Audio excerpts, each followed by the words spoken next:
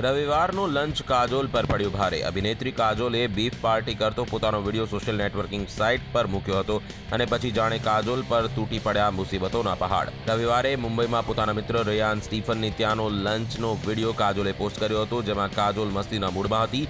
મિત્રો સાથે કાજોલે આ પાર્ટીનું ફેસબુક લાઈવ કર્યું હતું। ફેસબુક લાઈવમાં કાજોલ પોતાના મિત્ર રેયાનની સાથે વાત કરતી નજરે પડે છે, જેમાં રેયાન જણાવે છે કે લંચમાં બીફ છે।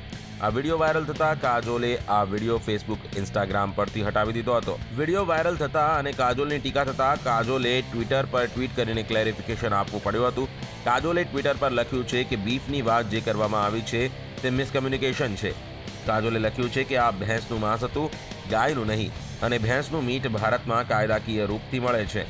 કાજોલે સ્પષ્ટીકરણ કરતા લખ્યું હતું કે આ એક સંવેદનશીલ મામલો છે અને આનાથી ધાર્મિક ભાવનાઓ દુભાઈ શકે છે, જે હું કરવા ઈચ્છતી નથી।